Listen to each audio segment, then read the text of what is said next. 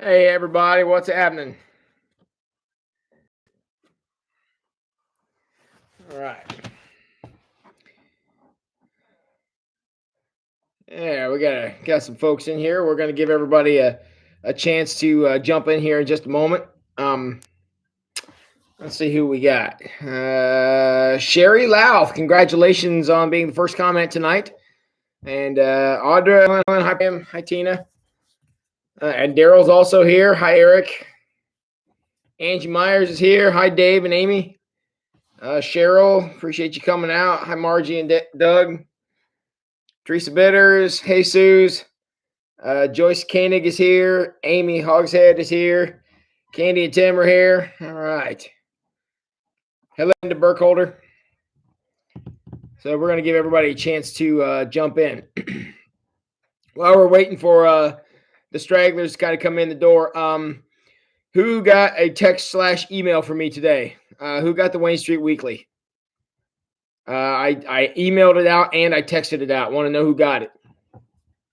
And I want to know if you have any questions about it. Anything I can clarify for Sunday. Hi, Beth Reedy. So I want to know if you got it. I want to know if you have any questions about it. Is it clear enough? Was the video clear enough as to how the parking situation is going to work? Why does everybody we study relate to Joe's name? I want to just make sure everybody's got the right understanding. I got a lot of people. It's funny. You put it out there that this is kind of the plan, and I get 20 emails of people saying, here's some advice on how we can do it differently. Well, I'm sorry, we kind of set up here. So we're going to have to run with it. You should have been able to, Janine. It's just a YouTube video. Did anyone else have trouble getting it open? Thanks, Christina. Trying to be clear. If not, it's not a big deal. Just show up Sunday.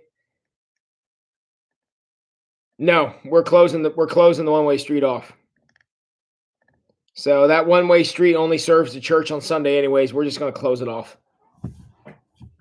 I mean, under normal circumstances, the bank and that little electric shop that's back there are closed anyways, and now they're certainly closed with what's going on. So that's what we're going to do. We're going to have a truck down there to put the band up on so you guys can see them. So we also are working on a local broadcast radio station, so you'll be able to listen. Hi, Marge. You're going to be able to listen in your car on your radio, or we'll have some speakers set up too. We're not sure how far the range is on the broadcaster, but we're going to find out. So that's what we're working on. So everybody good?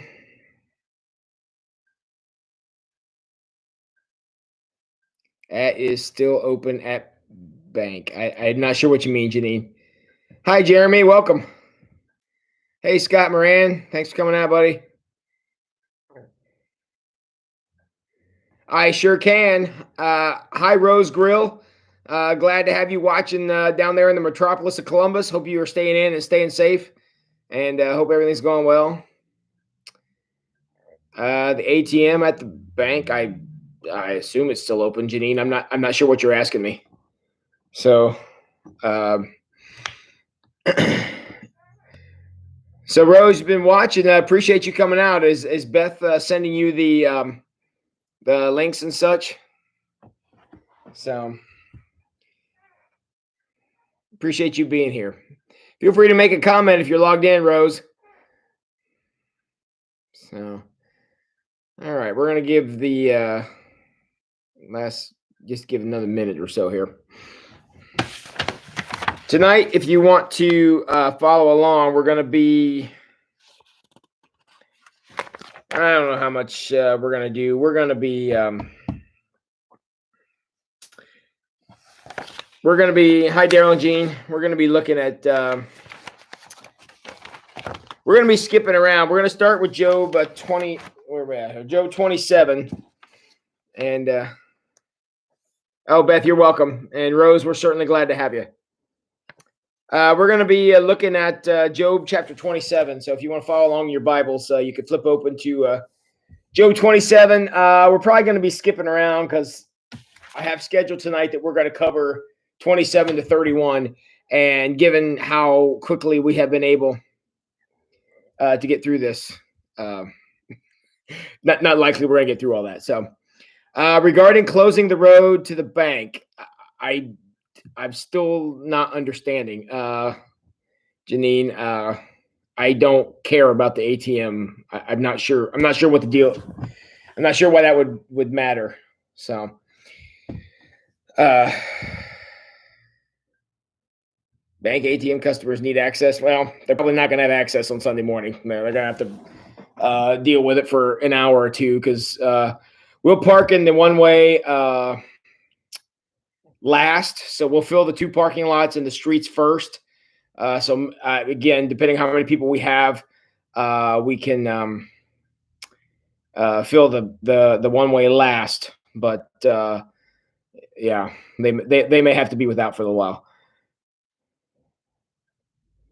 I want to give a praise report. Christina's cousin tested positive for the virus and is now in the ICU. Wow, that's great news. Congratulations, Christina. Congratulations to your cousin. Glad to hear that's working out well.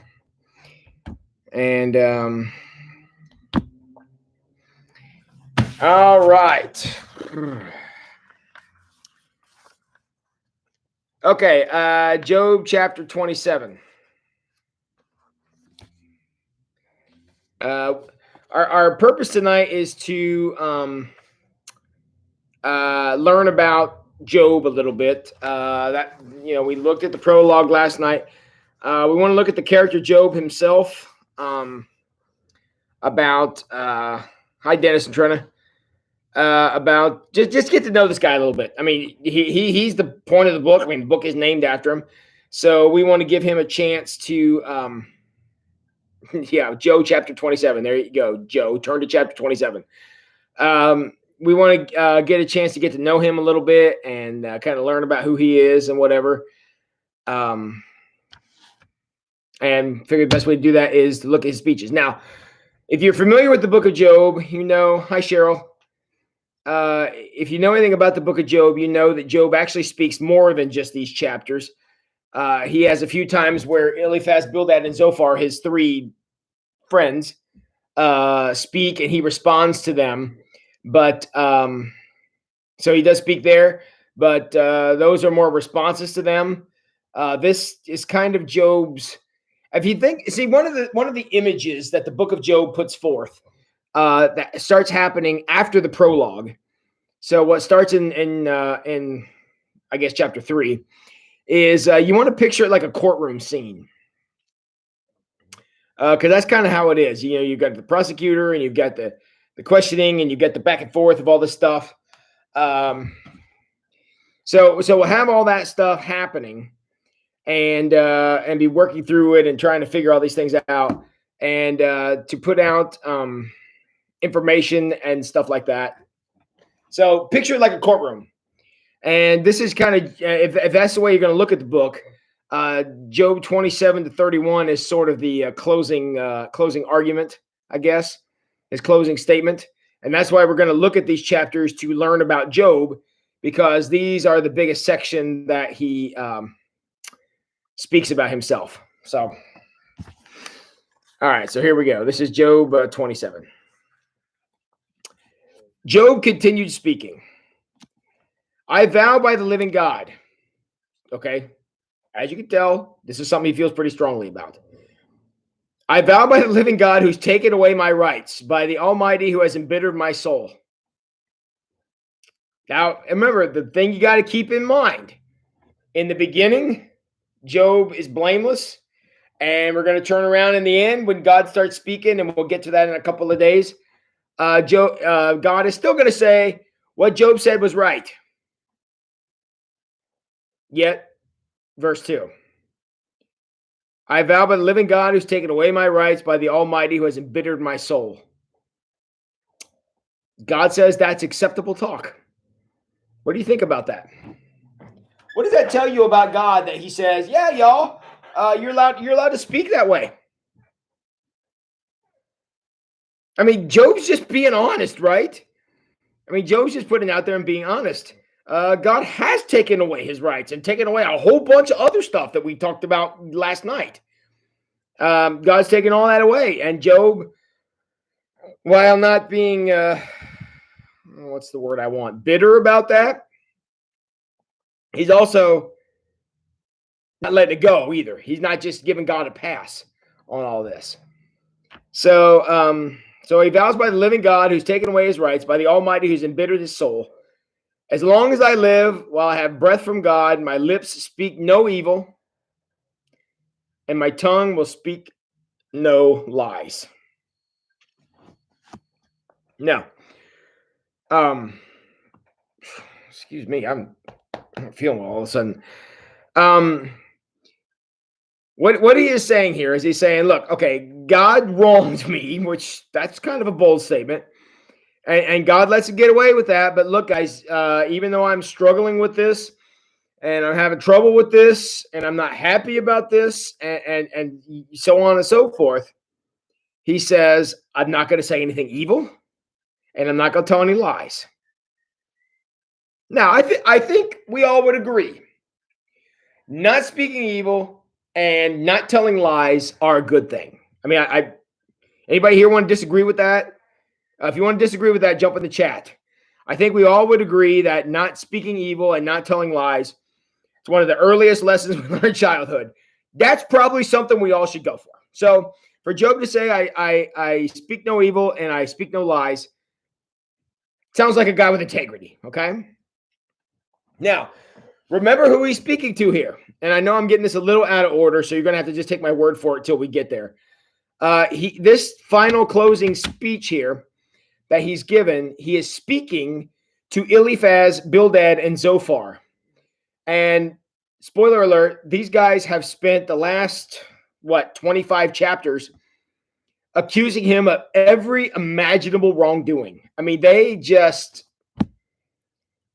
That's why you always hear about Job's friends.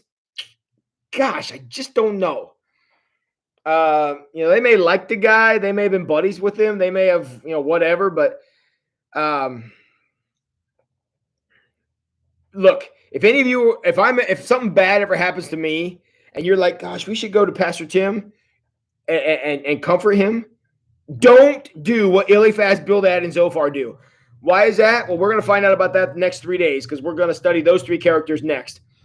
But what these guys do is hard. Why does he assume God is done? Because he believes God is all powerful, Cheryl. He knows that God is all powerful. So even if Satan is the one who did it, it was certainly within God's power to stop it.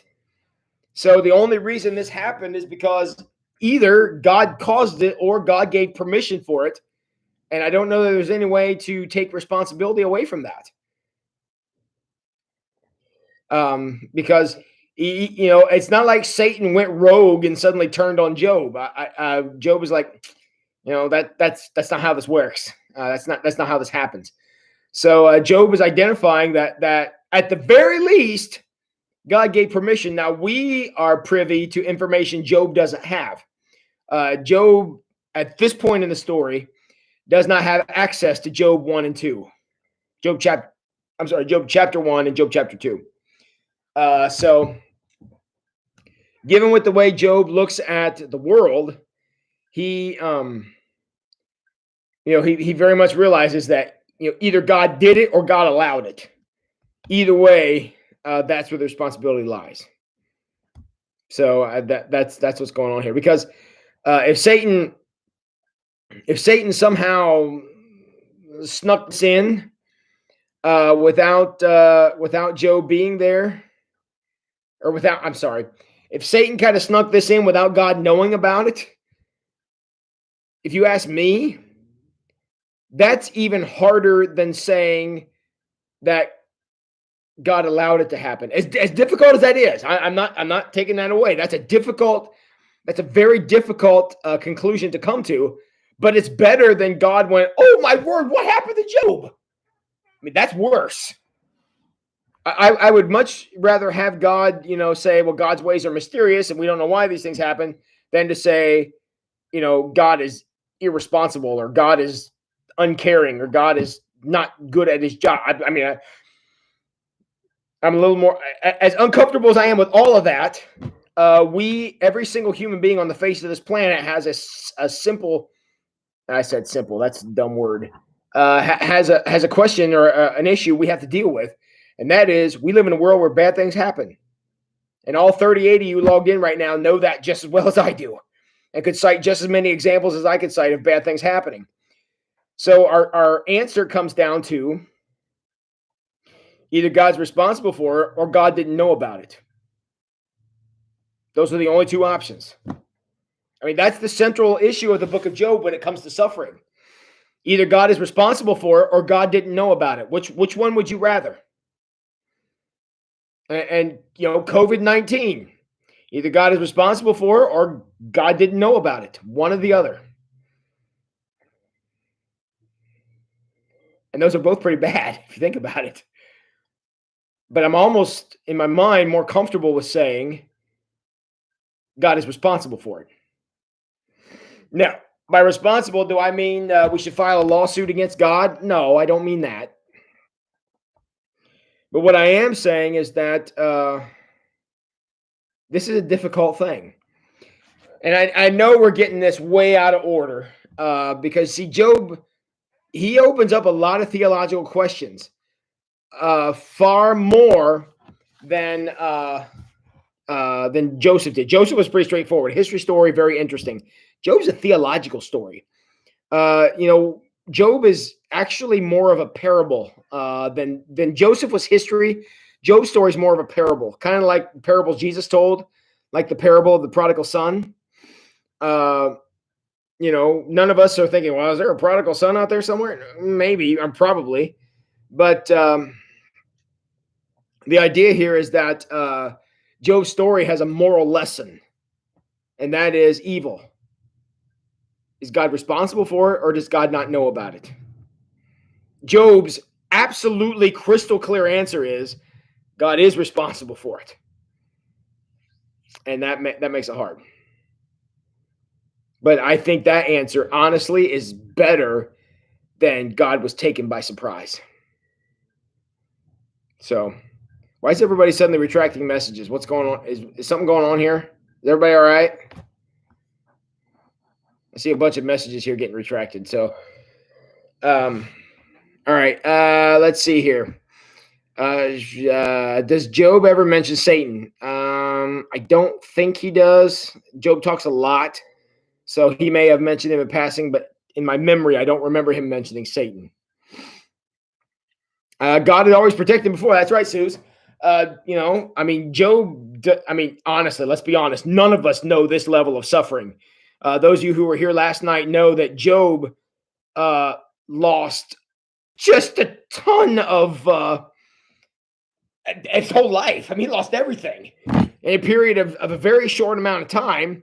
He lost his wealth, he lost his status, he lost his family, he lost his health. I mean, the guy lost literally everything, and except his life. He did survive, but he had never known suffering like that before. And just like every human being that's ever lived on this planet, we have come to a time in our lives when we suffered and we had to figure out how to answer that. How can we believe in a God that allows bad things to happen?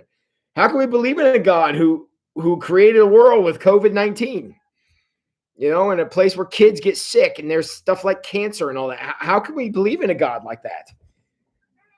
Job doesn't do much for that question, but Job's question is to answer the question of, is God responsible for it, or does God not know about it? Job's answer on that one's real clear. So, all right. Teresa says, if our lives were perfect, it would be heaven. What would there be to look forward to? Exactly. Hey, Bill and Crystal, glad you guys are here. Thanks, Scott. Always appreciate having people on my side. Parker says, oh, I spelled something wrong. Okay. I asked, does God know all? Oh, you guys are really going after it tonight. All right. Does God know everything?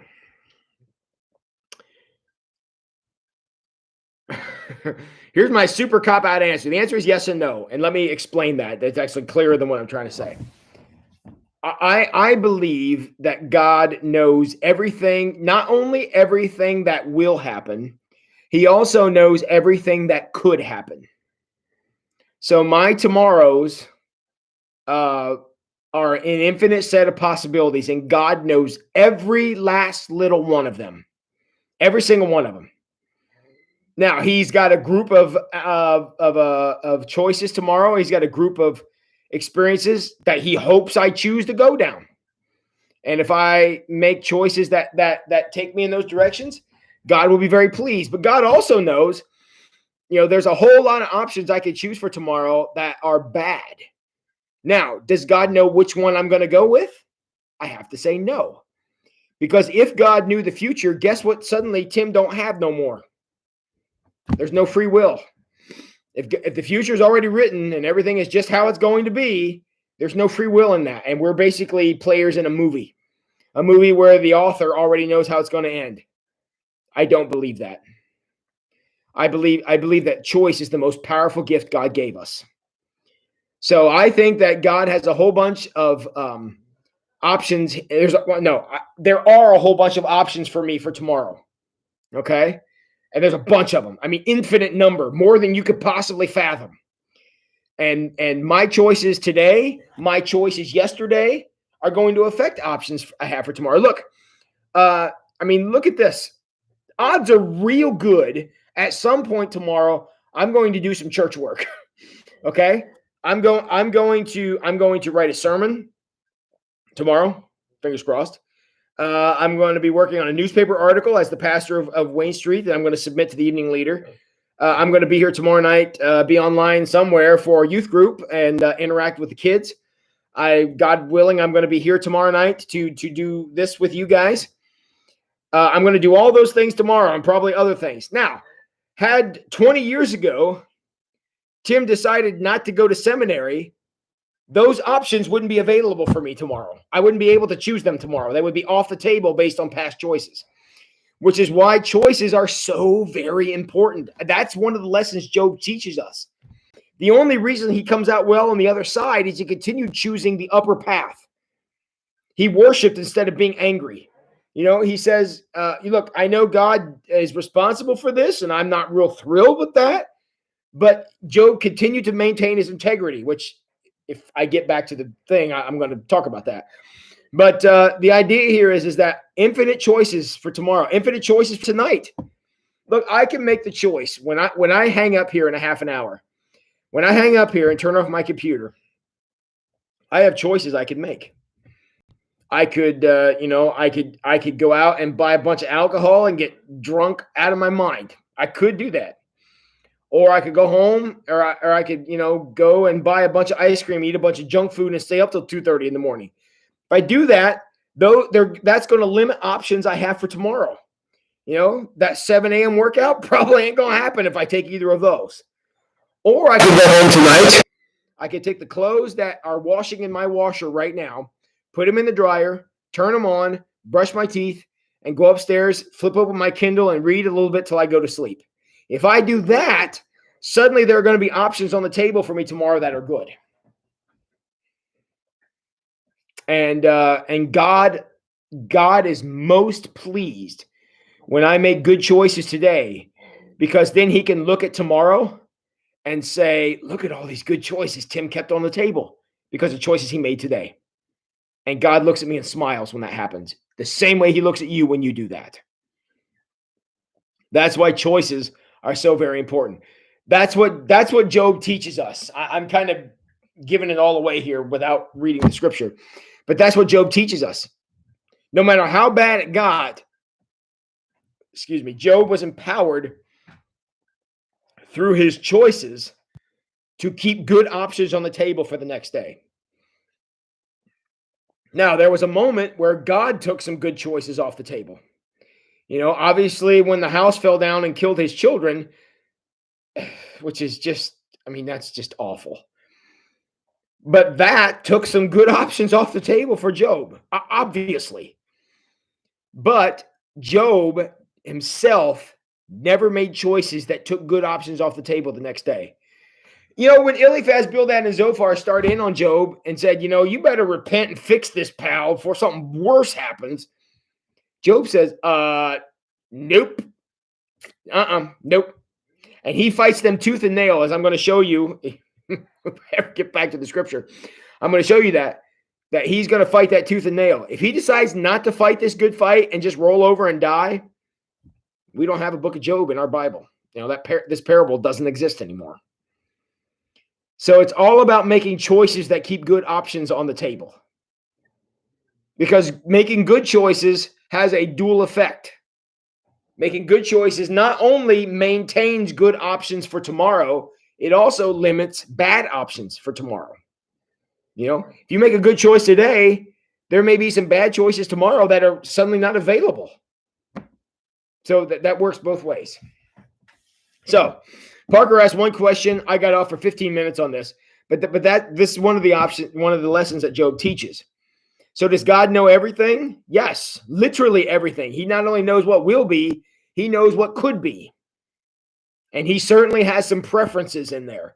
And that's why when we pray, we say, God, I want to walk your path. I want you to pick my options for tomorrow. And God says, okay, well, we're going to have to pray today. We have to do devotions. We're going to have to go donate this food to the agape. We're going to have to call up Pastor Tim and help him with something because that guy needs lots of help, right?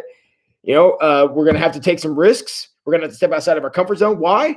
Because I want you to have a whole ton. I want your options for tomorrow to be so awesome that you have a hard time picking which one it's going to be because they're all so good. That's what God wants for us.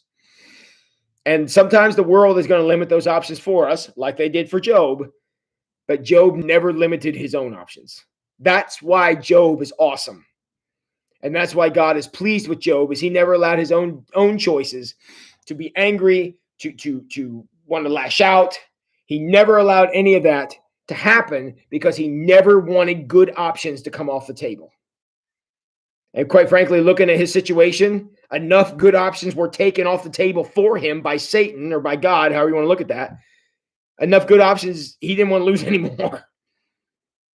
And that's where he's at. That makes sense? You guys with me on that? Thank you, Parker. That was an outstanding question, my man. And thank you for giving me a chance to clear that up. Does that help? Does that explanation help about how God looks at future? Oh, thanks, Parker. Guys, let me know if that explanation helped or if I just wasted 15 minutes of your life you're never getting back. Let me know. Okay. Joyce also wondered that. I hope that explanation helped you. Cheryl, when you say responsible, do you mean God caused it? Because there's a difference between letting things happen and causing it. Is there? Is there a difference? If I could stop something bad from happening and I don't, am I not at least somewhat responsible for that?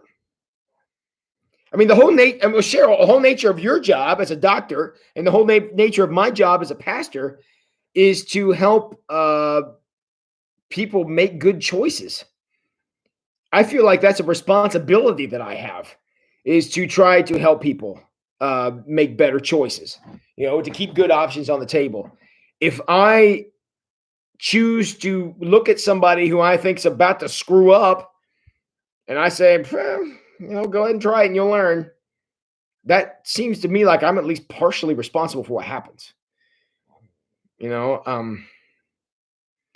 think the same with you. I mean, you see somebody who's, getting ready to drink Drano or something, and you're like, well, you're going to learn by drinking that. You probably shouldn't have done it. Cheryl, you wouldn't do that because you would feel responsible because you had a chance to stop somebody and you didn't. And so I maybe there's a little difference between allowing something to happen and causing it, but not that much, in my opinion. And feel free to disagree with me, but I feel like those two things are so closely related, it's hard to differentiate between them. That's my opinion. Thank you, Miriam. Yes, Cheryl, free will. I mean, that's the name of the game, free will. You can make choices, and my pastor growing up always said to me, and not just to me, he said to everybody, He said, you are free to make choices. You never get to choose the consequences. That's the nature of free will. You make the choice, whatever you want to make, but you're going to own the consequences that come with it. And that's the scary part of free will. I mean, look, there's a lot of times I'll be like, okay, God, here's the decision maker part of my brain. I'm just going to pull this out. I'm going to hand it to you. And I would like for you to take over because I'm stupid. And God's like, no, I kind of gave that to you. You're going to have to keep it. And I'm like, gosh. And so I think to me, that's, I think that's where we're at as far as, decision making. Well, thank you, Eric. Cheryl, I believe you can be angry and still. Yeah, I agree. You can be angry and worship. See this guy right here. So yeah, I absolutely agree with that, and so does Joyce, and so does Marge. Parker, you're welcome. Thanks, Christina. Thanks, Bill. Thank you, Randy. Thanks, Angie. Okay, Joyce, thank you. Cheryl gave me a fair enough. I'll take it. That's pretty good. That's par for the course right there. Scott Moran says that makes sense. Good. And Joyce Koenig now has some food for thought. I will be very interested, Joyce, to hear where Joyce comes out on that one. So, all right, cool. All right, so we have 5 chapters to get through. I'm halfway through our time tonight, and I've got through 4 verses because that's how incredible things are. Okay, I have to get to this verse. So before you guys get me off on another tangent here, no, this was helpful. I'm just kidding. Thank you for doing it. Verse 5. Now remember, he's speaking to Eliphaz, Bildad, and Zophar, the guys who have just spent chapters upon chapters accusing him of wrongdoing of all shapes and sizes. Here's what Job says, and I want to have another conversation about this verse. I'm going to read it, and then we'll talk about it. Verse 5. This is chapter 27, verse 5.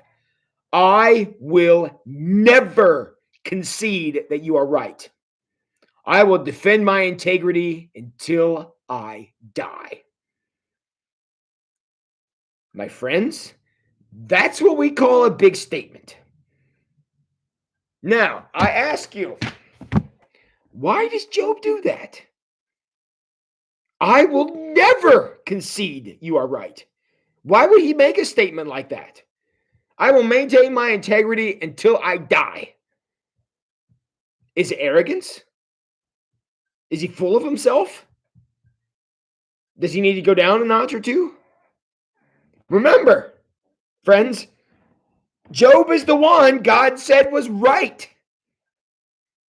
And he made a statement like that. Cheryl, I'm going to get to that question. So hang on to that one. I'm going to come back to it. Go to my question here. I want to know. He says, I will never concede that you are right. Never. I will never give up this fight. I will fight it to my last breath. Cheryl, it's okay. I'm going to come back to that question, though. Why would he say that? Remember, and again, we have hindsight to know that Job was right.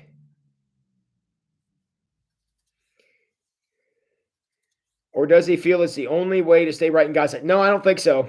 Because Job and God are having some big problems. From Job's perspective, Job and God are having some big problems. Now, God the whole time is going, man, my man Job, blameless and upright, dude, he is the man. And here Job is going, I mean, what did I just read to you? I vow by the living God who's taken away my rights, by the Almighty who has embittered my soul. Job is not warm and fuzzy right now. And he's angry. He's angry. He's upset. Yet God is going, my man Job is the man. That guy's the guy. He's my guy, right? So where God maybe, just thinking Job is all that, Job is maintaining his integrity, and he worships, and he has faith in God, but he's looking at these 3 guys who have been challenging him and saying, you guys can get lost. You can argue until I die. I will fight you with my last breath over my own integrity. Now, a lot of times, when I say a lot of times, I mean like pretty much every other time I've ever heard of anything like this, This always blows up in somebody's face, this kind of thing. But you got to remember, Job is the one that God said was right. God is going to specifically say Eliphaz, Bildad, and Zophar were wrong. Now, what were they wrong about? We're going to get to that tomorrow night and the next couple of days. But for now, you need to realize that Job has done what he could do, believed what he could believe, worshipped as he could worship, questioned where he could question. But he looks at these three guys who are trying to question his integrity and question his character and says, I will fight you to the last man. That is a powerful statement. And my friends, the reason I wanted to point this out to you is because you guys all know me enough to know I love this verse. That's why I love Job, man. This guy don't give up nothing. He concedes nothing. His whole world crumbled down around him. It makes no difference what he does. But these three guys come up and try to fight with him, and he's like, I may have lost my family, and I may be sick as a dog, and I don't feel well, and I got nothing, and I'm here among the ashes out with the lepers, and I'm scraping myself with a piece of pottery. But you guys want to throw down? Let's do it.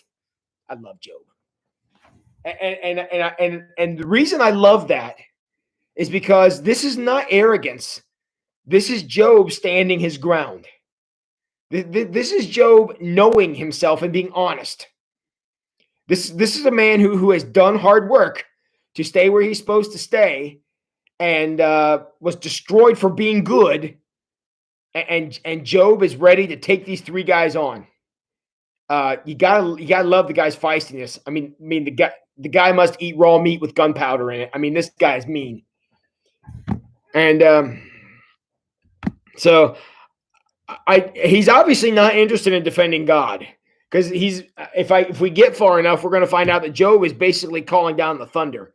I would like for God to show up because I got a few questions for that guy. And again, that's a pretty bold statement. But okay, Teresa, absolutely true. He wants to shut these three guys up because they're not being helpful. That's clearly part of what's going on here. Clearly. Bill says, Job says he stayed accountable for his action and has done his part. Yes, and I'll take it a step further than that, Bill, and say not only has he done it, he ain't afraid to tell you about it. He ain't afraid to tell him or him either. And if they want to make something of it, they can make something of it. But here's the problem. You cannot argue with integrity. You can't argue with it. You can question it, but you can't argue with it. You can say, Job, you're lying, but if he's not lying, that argument fades like dust. It turns to smoke right in before you. So in this whole scenario, Job is the guy for the job. If Job is the guy for the job, write that out and see what that looks like. But the idea here is that the accuser, remember chapter 1 and chapter 2, the accuser comes into God's court, makes an accusation against God, essentially. So these two now make a challenge over Job, and Job keeps up his end of the bargain. Now, Job doesn't know about any of that, but Job does exactly what God believed he would do. As crazy as what I'm about to say is going to sound, I want you to think about this with me. Isn't it true that in this parable, in this story of Job, God shows an incredible amount of faith in Job? True or false? God shows an incredible amount of faith in Job. True or false? While you think about that, I'm going to answer a few more of these questions. Cheryl, wonder why God let Satan make the test so severe? I'm getting to that. I promise I'm getting to that question. Cheryl, integrity is all he had left. True. He's got nothing else left, so he's got nothing to lose. That's absolutely true. Yep, Christina agrees with that. Job knows he's right with God and is not going to flounder in his faith. That's right, Kim. And not only that, he's not taking guff from these three clowns either. And he's just not doing it. Because Job knew what to stand up for, Parker. You're right. He knew where he needed to be in this situation. he and God were close enough prior to this happening that when it happened, Job has a lot of questions. He's really angry. He doesn't understand. He wants answers, as anyone would. But the one thing the accuser fails to do is drive a wedge between Job and God. That's the one thing that Satan fails to do in everything that he does. And all the destruction and mayhem that he wreaks into Job's life, he never manages to put a wedge between the two. And that's where God's faith was. That's why you all said true to that question, which is the correct answer. God knew there was no way. There's no way. Job doesn't believe in me because of all that stuff. And I haven't given Job all that stuff because he believes in me. Those two things are not correlated. They are not correlated. We are connected because he believes in me. That's what God is saying to the accuser. The accuser says, let me prove it. And that's why the test was so severe. Back to Cheryl's question. That's why it was so bad. You know, if Job would have stubbed his toe or lost his favorite walking stick or something like that, how long are you upset about that? 5 minutes, whatever. Job really had to go through something horrible, which he did, in order for Satan's bluff to get called. Because at the end of the day, big shock, God wins the argument. Because Satan was equating blessing with connection to God, and God said those two things are not correlated. They don't go together. And while Satan says you withdraw your blessing, he will disconnect from you, God says no, he won't. I mean, this is Satan and God playing chicken. And Satan blinked first. And Job was the one who stood strong. That's why the test was so severe. Because there was a lot riding on this, so Satan had to turn the heat up pretty high. So, all right. Did I mention earlier we're probably not going to get through all the verses for tonight? I did say that, right?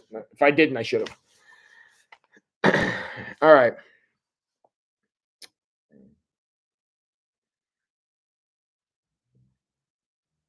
All right, let's man, this is also good. I want to read all of it. And we may do more than one night with Job because there's just too much good stuff here.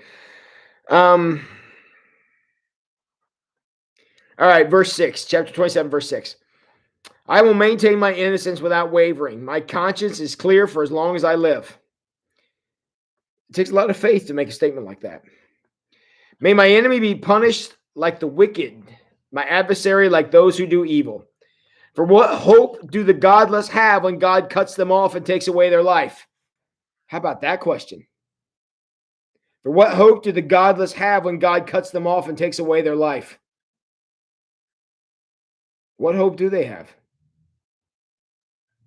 I mean, if you want to look at this through Christianity's eyes, that's why evangelism is so important, because we don't want anybody left with that kind of hopelessness.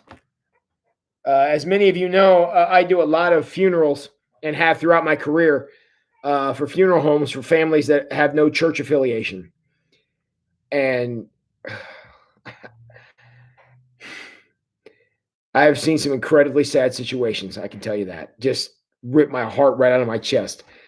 And I have, through working with a family and trying to connect with them, and I've said, come to the church. Let us give you something for times like this, and they never come.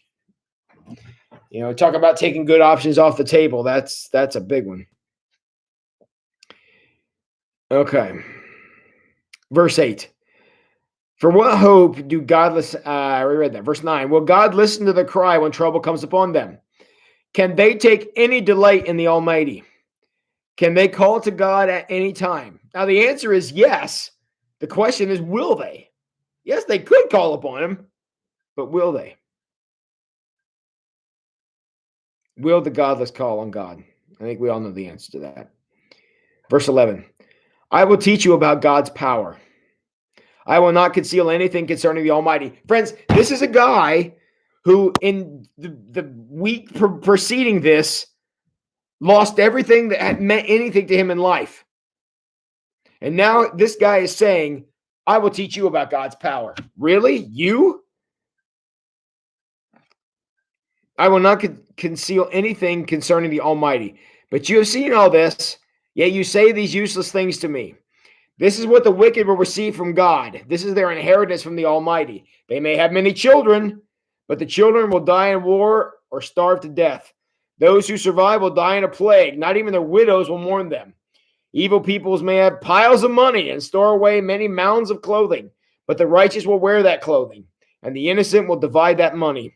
The wicked built houses as fragile as a spider's web, as flimsy as a shelter made of branches. The wicked go to bed rich, but they wake to find all their wealth is gone. Terror overwhelms them like a flood, and they are blown away in the storms of life. The east wind carries them away, and they are gone. They are swept away. It whirls around them without mercy. They struggle to flee from the power, but everyone jeers at them and mocks them. Why? Because they're grounded in nothing. They're grounded in nothing. People who make other people the foundation of their life. People who make material possessions the foundation of their life.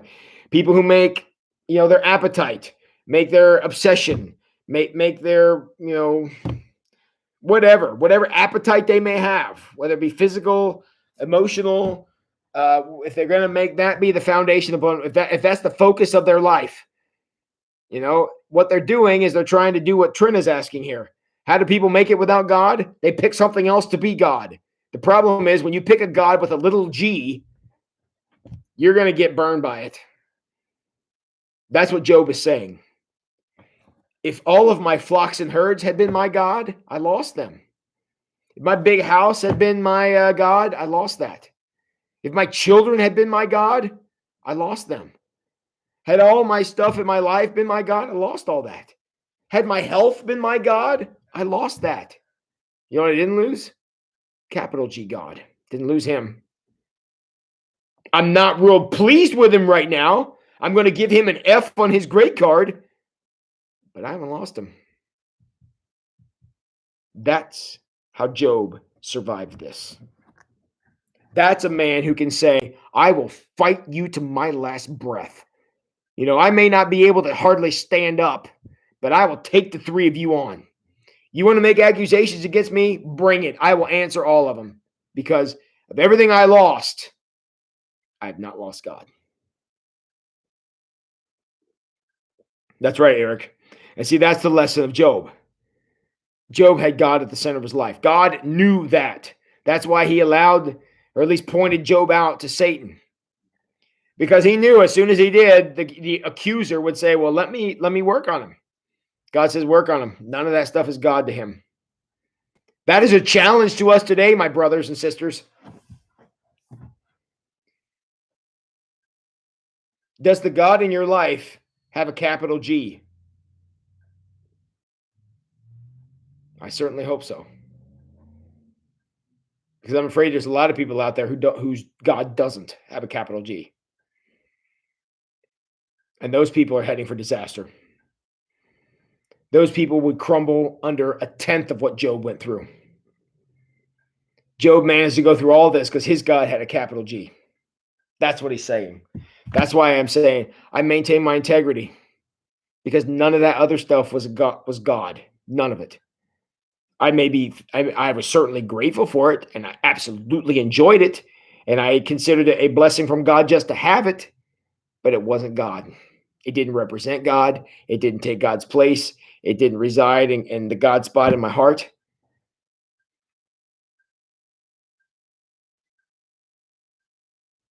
Yeah, I'm quite sure about that, Trent. That's a man with a God with a capital G. The main central question of Job is, does your God have a capital G? Because if he doesn't, you're going to lose it. And when you lose it, you're going to lose it. And that's why Job doesn't. Again, Job's not thrilled with what happens. I want to be extremely clear about that. But because Job's God had a capital G, Satan couldn't knock him off of this. Tried, failed.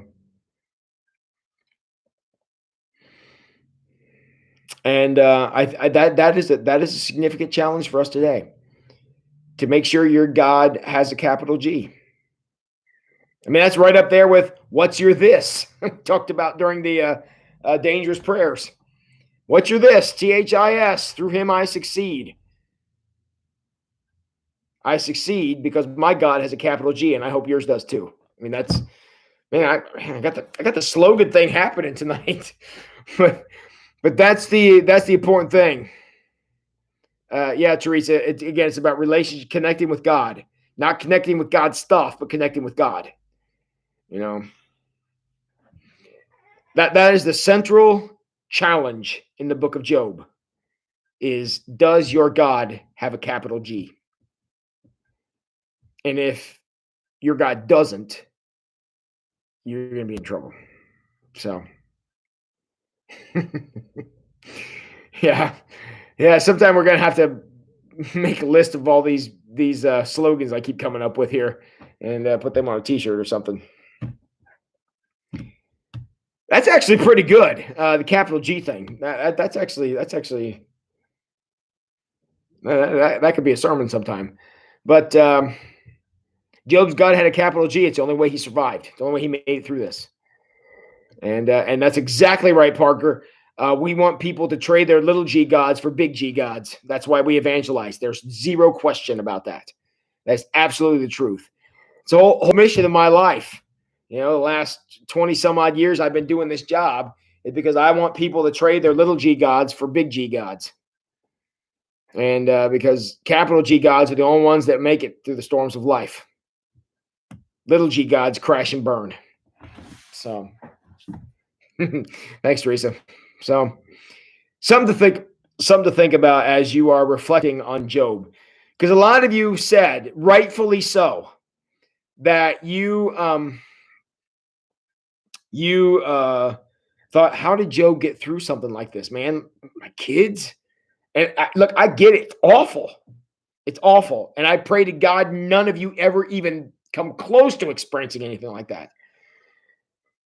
But at the end of the day, the lesson of Job is the reason Job's challenge was so hard, as Cheryl was asking, the reason that Job's challenge was so difficult and so hard was because none of that stuff was a God to Job. It was a blessing, but it wasn't God. It was a gift, but it wasn't God. Because Job's God had a capital G. So Job was the man for the job would make a great T-shirt, Beth. That's true. So, all right. I think as promised, we are not going to make it through all of Job's stuff tonight, and that's okay. I think I've made my point. If you want to go read, do a little bonus reading tonight, you can read chapter 28, 29, 30, and 31. It's basically a statement by Job.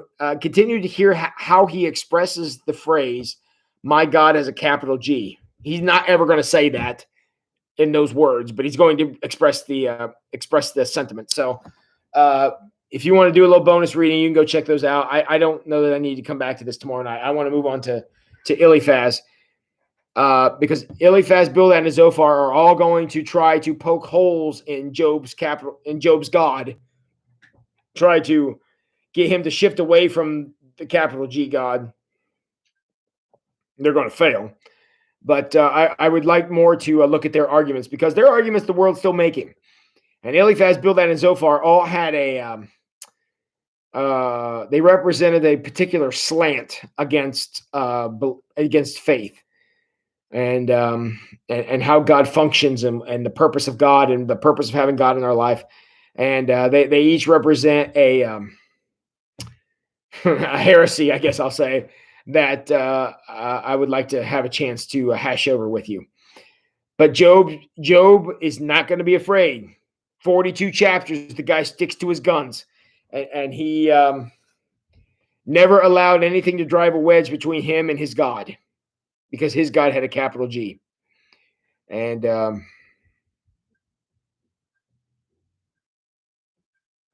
Job doesn't make it if not for that. So, guys, this was a good conversation tonight. I'm sorry we didn't make it through any more of the book than we did, but some of this needed to be discussed. I told you before, Studying Job is going to be a little different than studying Joseph because Joseph is a history book. Job is a theological book. We're actually learning about God in this one, where we saw God's hand.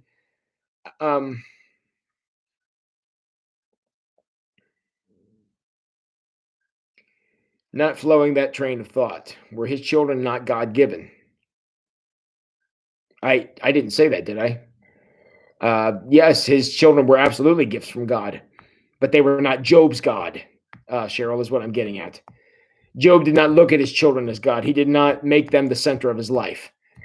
God was the center of his life. Therefore, when his children were gone, as horrible, terrible, just excruciatingly terrible as that was, that didn't wreck his life because God was still at the center.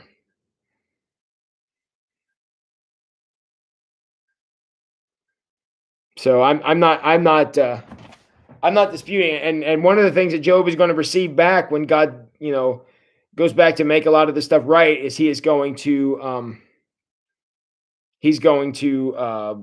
give God or give Job more children. So Janine, the joke's on Satan. Absolutely. In Job, the joke is on Satan. That's well said. And okay, thanks, Cheryl. Yeah, Janine, that's well said because God knew that. I mean, as connected as Job was to God, God was equally connected to Job. And the joke is absolutely on Satan because God almost baited Satan into this because he already knew what the punchline was going to be long before Satan got there. So, yes, the joke was on Satan. That's well said. I did one more give and take in the chat. And I know it's we've as weird as this experience is, we have developed through dangerous prayers and through Joseph, we have developed a little community here, and we trust each other, and I can see that. That's why the chat's kind of picking up a little bit, and you guys aren't afraid to ask tough questions, and I'm glad of that because it allows me to clarify tough issues that I wouldn't get a chance to do in any other format. So very good. So. Righty. Well, tomorrow night we're going to look at Eliphaz. And Eliphaz, we're going to go to what? Chapter 4.